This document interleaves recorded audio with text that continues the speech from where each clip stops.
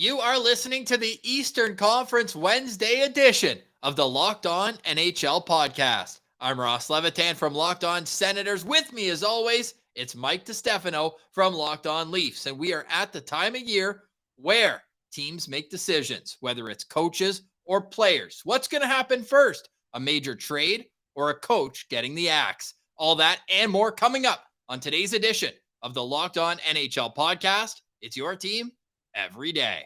Locked On NHL, your daily podcast on the National Hockey League.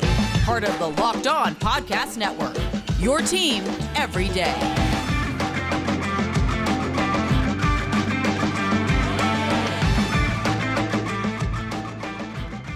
Thank you for making Locked On NHL your first listen on this Wednesday, December 7th. The show is free and available on all platforms, including on YouTube, where the best way you can help the network grow is by subscribing to the Locked On NHL channel. Subscribe to Locked On Leafs, subscribe to Locked On Sens, all the great shows we have on our network, one for every single team. Great interviews. Shane Wright was on Locked On Kraken last week, the 4th overall pick. And Mikey, your Blue Buds are still red hot. Oh, yeah, they're doing all right. They're definitely doing pretty good right now. I think they've won they've won 7 of the last 10, but they've gone 11 straight without a regulation loss.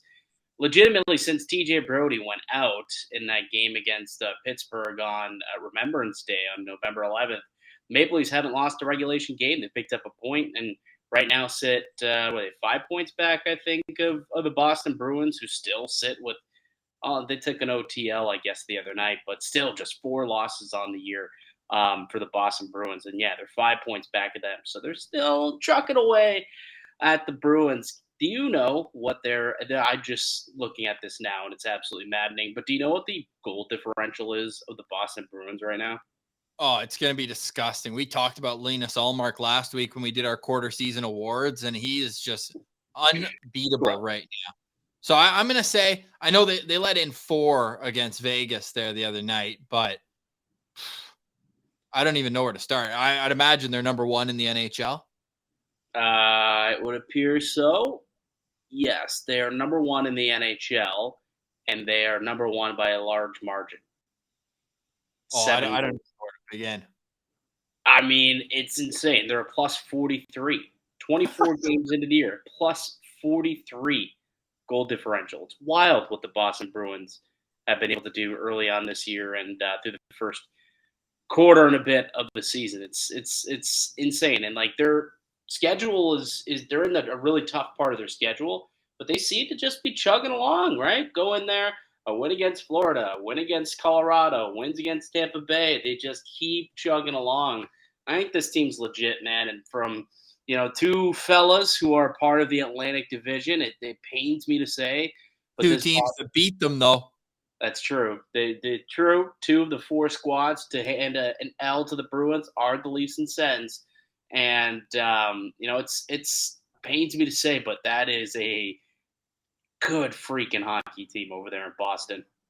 It certainly is. Their only other losses, 5-2 to the Florida Panthers, and then that shootout loss we mentioned to the Vegas Golden Knights, another red-hot team that we allow our Western Conference counterparts on Locked On NHL to discuss, the Vegas Golden Knights, who, although they've kind of fallen off because they were neck and neck with the Boston Bruins, and now the top 2 teams in the league in terms of point percentage are Boston and New Jersey, with Vegas coming in 3rd. Your Toronto Maple Leafs are in 4th. My Ottawa Senators are in 27th. But Mikey, the one note we got from them, how sick was Claude Giroux scoring on a breakaway slap shot from the top of the circle? Like, that takes a little cojones to pull off, no? Yeah, it's a guy who's been in the league for so long, though. I mean, he's just out there playing. I mean, Claude Giroux is an interesting player. How would you say he's been integrated into Ottawa? Clearly, the team as a whole is not happy with where the season has gone. But how would you say Claude Giroux might be feeling today as a member of that squad, given that he came there thinking that the team was ready to make that step and just haven't quite seen it yet? Well, he did say, he signed a 3-year deal, right? So he knew this wasn't going to be a situation where he comes in as a rental or like he did in Florida, right? And he went, and there's a great tweet. I got to give credit. It's Luke Peristi on Twitter that says, it's a great kind of way that Giroux has gone from being the man in Philly to being the missing piece in Florida when they bring him in at the deadline, to a guy who's just out there being one of the boys. This is the best part of the breakaway slap shot goal. After the game, they said, "Was that in your bag the whole way?" And he looks the reporter, and if you know Claude Giroux, very dry sense of humor. He looks at the reporter and he goes, "Well, I told Pinto at intermission I was going to score on a slap shot tonight, so I didn't have a choice." And just dead stares. And it was just awesome to see. So no, I think he's coming in great. He's at a point per game. Like, there's not anything more you could ask for him. He's doing fine. I'm thinking personally, how's he feeling about not playing on a successful squad? Right. I mean, there's a lot of guys out there who got to be happy with their seasons, but it's not turning into W's. And this is a league where W's mean a whole heck of a lot, and it's not coming right now. Right now it is. It's just probably a little too late for their last 5. So, this is what Ottawa does, man. They get out to a slow start, they bury themselves, and then they just, dig themselves way too deep of a ditch that they can't get out of. I mean, maybe they'll be able to get out of it this year, but the last couple seasons, it's kind of a carbon copy, paste. It's on repeat for a third straight year, is it not? Yeah, to an extent, for sure. I think the main difference is that even though the results weren't coming at the start of this season, all their underlying numbers were showing that they were doing better. And out of their first 8 losses, 7 of them in a row, they happened all by 1 goal, right? So you're just looking for that bounce. And that almost makes it more difficult to stick to it because you feel like you're going through the proper process, but then you're not getting the result, which makes you feel like there has to be something changed. Now they're starting to get the results. We'll see. Because, I mean, one of the wins was against Anaheim. That's the free spot on the bingo card. I just watched them get a 2-0 lead in Winnipeg on Sunday and then give up 5 straight goals. That's a bad hockey team in Anaheim. And how sick would Bedard look in Anaheim with Mason McTavish? We've seen what those two can do internationally at the World Juniors together. That'd be sick. But when you look at, I mean, they beat the Rangers in overtime. Great night. How about center ice Brady Tkachuk at Madison Square Garden? Captain on captain, dropping the mitts with Jacob Trouba. But yeah, it'll be interesting to see. But to answer your question long-windedly, Claude Giroux, I think he knew what he was buying into. Of course, immediate reaction, he's probably like, damn, we're not where I would like. But the young talent's still here. He's playing on a line with Stützle and Brady Tkachuk. He's seeing day in, day out what those guys are doing. Brady's on pace for 95 points. Like that, he's got the same amount of goals as Austin Matthews. Like that to me is a wild stat. And that's not even take away from Matthews. I just didn't think Brady had that offensive numbers in his bag. That's crazy to me. Yeah, it's funny because we're sitting here in Toronto saying this is such a down year for Matthews. He's playing so poorly. And you're sitting there saying he's got just as many goals. It's outstanding. Just the elite talent that Austin Matthews is, where the guy sets the standard for himself, right? Well, he's got like 12 goals on the year or something close to that number, and we're sitting here saying, man, like what's going on with Matthews this year? He just can't get it going. And I mean, he's starting to pick it up at the last week and a half or so. So I think it'll be in no time before that guy starts putting goals in the back of the net at a rapid elite pace and starts rocketing up the Rocket Richard standings, I guess.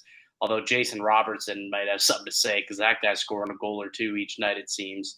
But yeah, I think that I don't even know where I was going with that, to be honest with you. Like, Brady Tkachuk having a good season. Yeah, that's where it was. And I somehow transitioned that into the Toronto Maple Leafs. But what we can do, and maybe we might take a break before getting into this, but we're talking about Ottawa.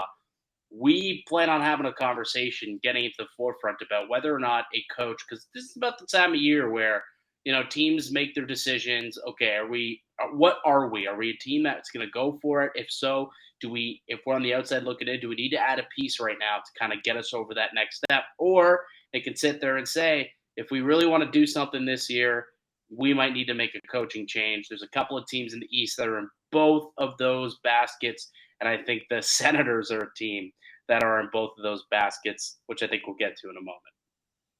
Yes, we will. But first, if you like adding a little excitement to your viewing experience at an NHL game, go visit our friends at BetOnline. Today's episode is brought to you by BetOnline. It's the only sports book of the Locked On Podcast Network. They cover us for odds, news, scores. You can head to betonline.net and see for yourself all the latest odds, player performance props, which is something that Mikey and I love to dabble in, because then you're not only watching for which team is going to win the game. Every time a certain player's out on the ice, your ISO can. Is this guy going to either get a shot on goal, get a primary assist, a goal, whatever the case may be? You can bet on it at betonline.net. If you love sports podcasts, you can find those as well at BetOnline. We're always the easiest and fastest way to get your betting fix. Head to the website today or use your mobile device to learn more about the trends and action. Do it responsibly, and you can use BetOnline for all you need. BetOnline, it's where the game starts.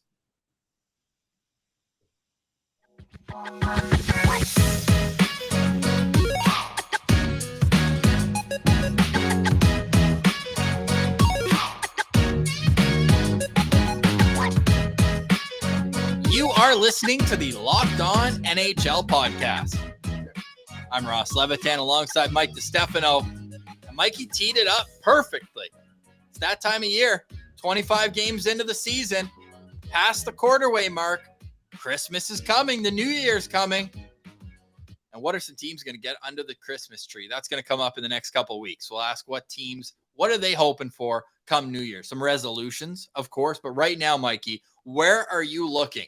Are you looking at the trade market or the coaching market as what's going to heat up first? So I did hear on the Ray and Dregs podcast, Aaron Dreger was talking about how the trade market is starting to heat up a little bit. And Jacob Trickerin is a name that's been bandied about for quite a while, but he was injured, so people wanted to maybe wait and see when he comes back. How does he look? And the answer is this guy looks great. Like maybe playing the best hockey that he's played in his career since coming back from that injury, just driving that price up and up and up for the Arizona Coyotes. So that's one guy. There's this whole Brock Besser situation that's unfolding in Vancouver where it sounds as though he's been given permission to him and his camp to try and seek out a trade partner. Potentially that could be the start of a dismantling of sorts in Vancouver. So that's another name that's been added to the trade market, along with a plethora of other guys around the league. But I'm looking at the coaching market. If I ask what comes first, I feel like there's a couple of coaches that are really on the hot seat and things need to turn around for them quick.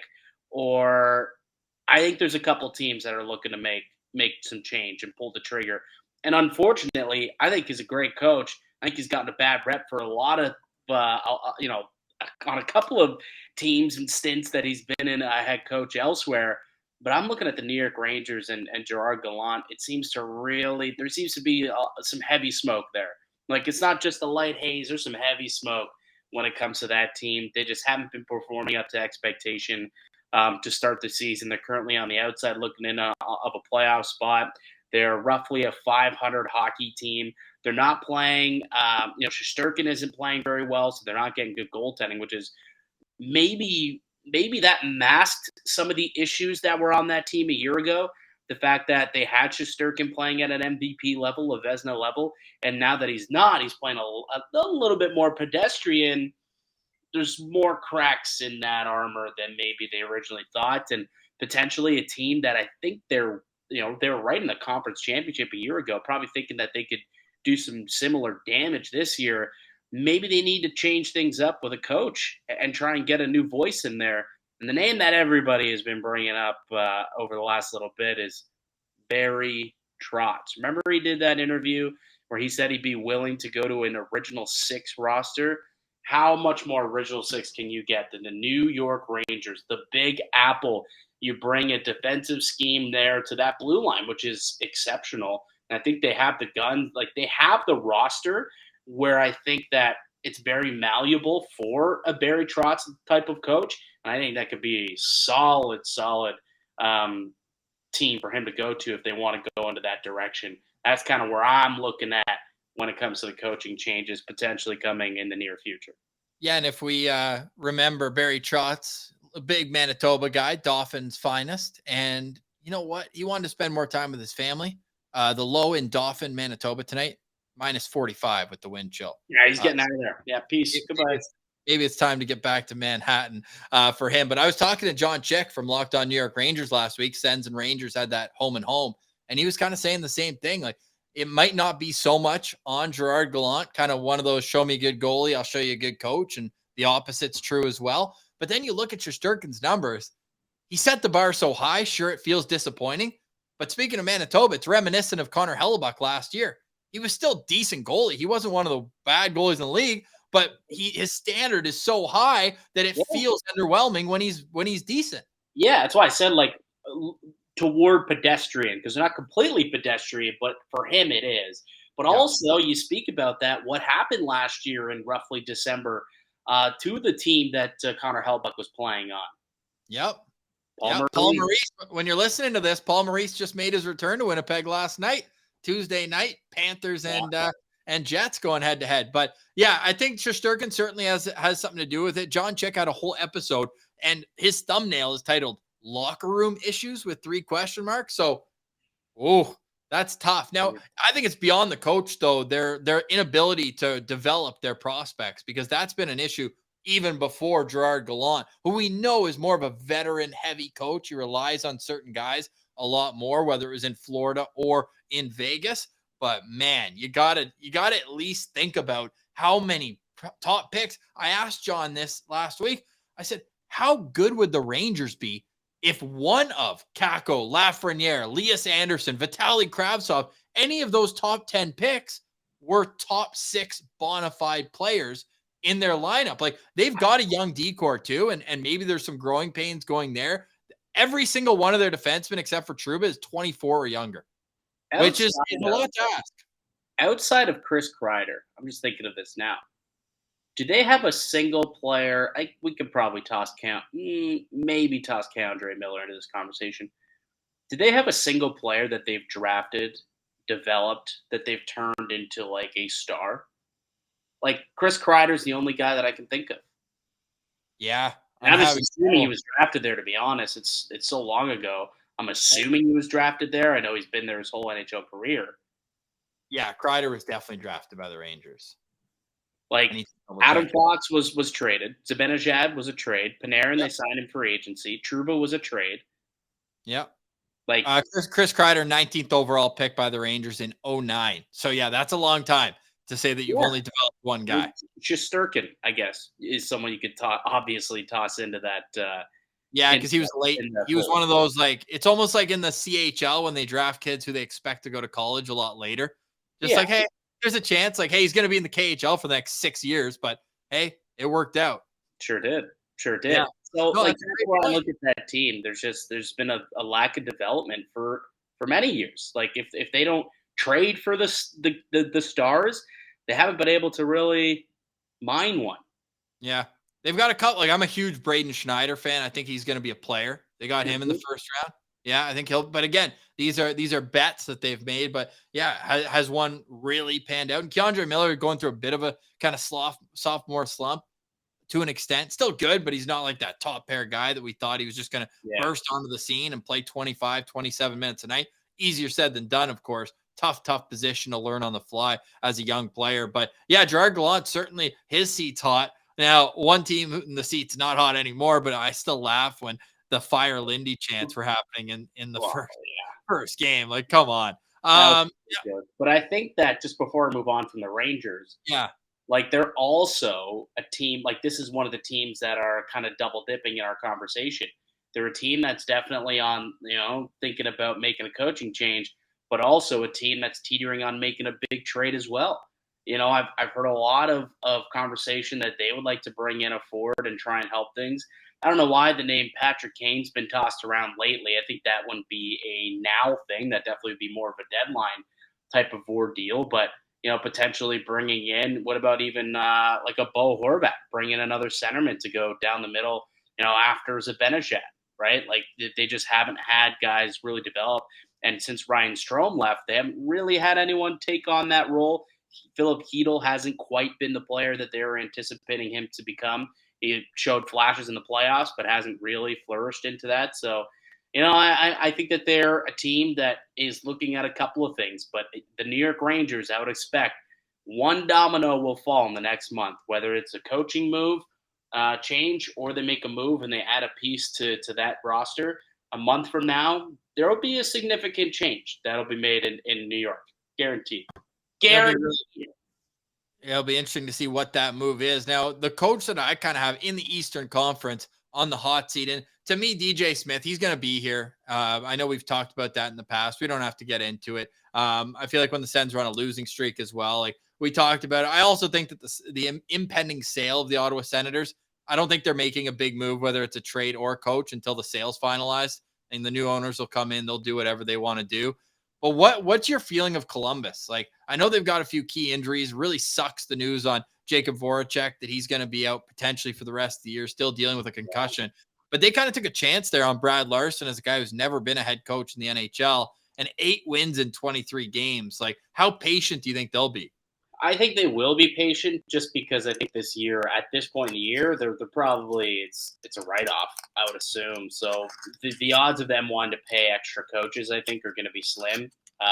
He signed a multi-year deal to be there, so I wouldn't anticipate them moving on so quickly. I think you also look at the injuries, like, Goudreau's got off to a slow start, and you have Patrick Laine, who's been hurt. The goaltending's has been terrible. Werenski's been hurt, he's been out, and now you've got these other injuries that are kind of coming about. So I think they've been hit with a lot of bad luck so far to start the season, but it just probably wouldn't be worth it moving on and bringing in a new coach, because I don't think they're going to get anything different. And clearly they felt that this guy has potential as a head coach if he was surrounded by the right players in the roster. I just don't know if, I think health has impacted his ability to find that potential as a coach. And they'll probably just take it to the end of the year and then try again next season. So let's get more into some players that could be on the move. I know you mentioned Jacob Chychrun coming up after the break. I've got a few on my list of players that could be moved, whether it's from the West to the East or within the East itself. You're listening to the Locked On NHL podcast, where we've got your team every day.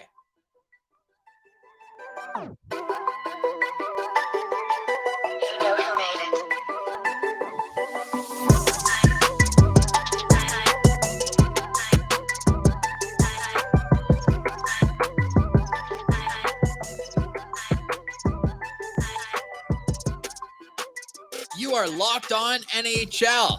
I'm Ross Levitan alongside Mike DiStefano, here with you at the time where contenders and pretenders are starting to separate. Now, I want to get to a really heart-wrenching story at the bones of it, and that's Brock Boeser and the loss of his father that happened last May.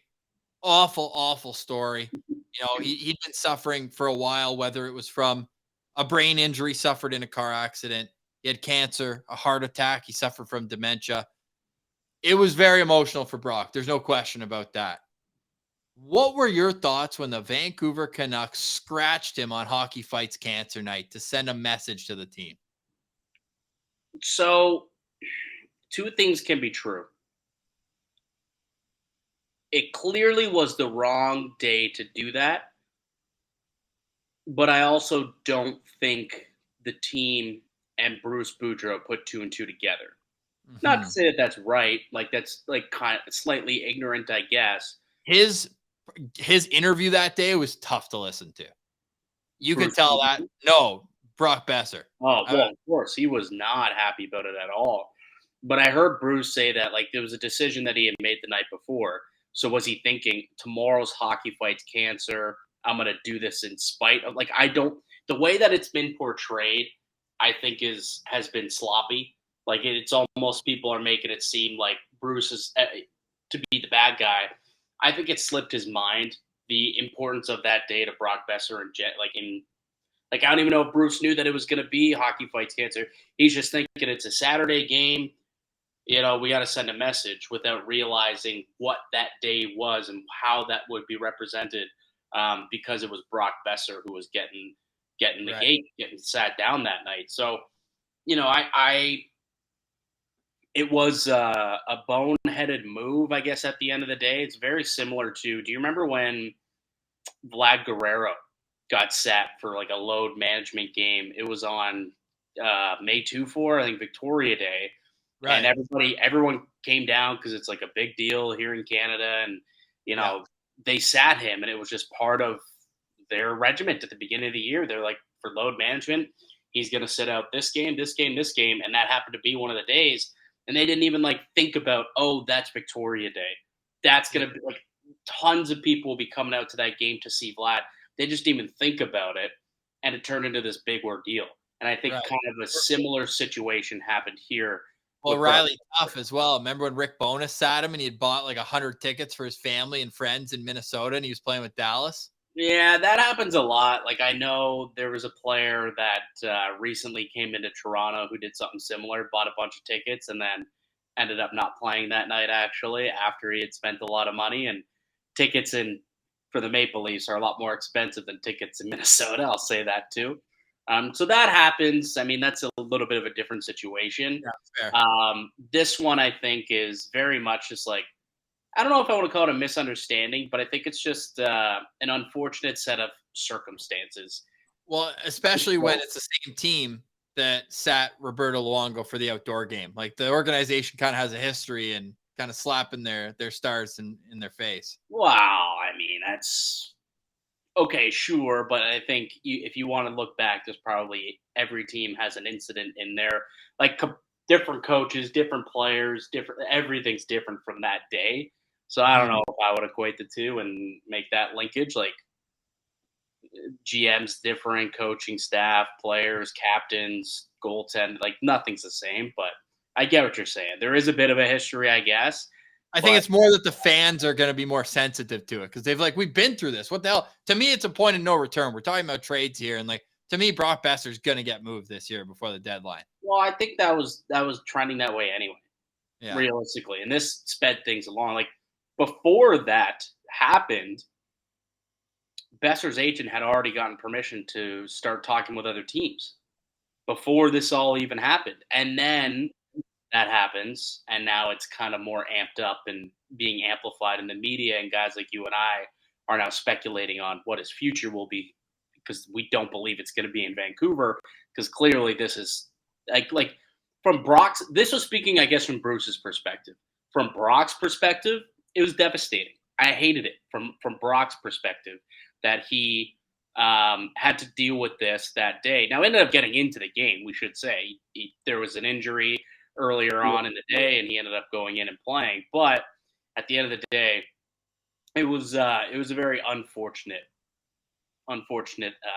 thing that kind of happened there. But is there a team that you'd like to see him move to? Brock Besser? Yeah.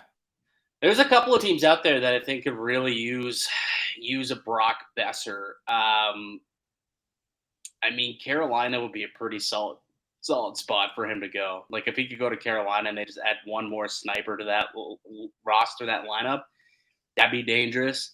Toronto could use another goal scorer. I don't know if that necessarily would fit, another guy on the right, but I think there's a couple of teams out there that potentially could use him. What about the Islanders, who really haven't done anything, but they could maybe go out there and make a move and bring in Brock Besser, a bona fide 30-goal scorer. Could that be a spot where the Rangers maybe dip their toes into if they're looking for another goal scorer potentially? Detroit's got a lot of picks and prospects. He's young, under control.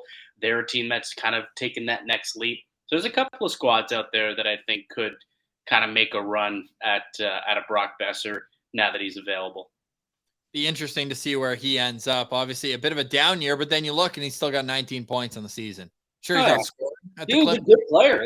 Like he's had some health issues in his career, but when he's healthy and when he's playing at the top of his game, he's an exceptional hockey player. Like this guy's a first-line goal-scoring winger in the National Hockey League.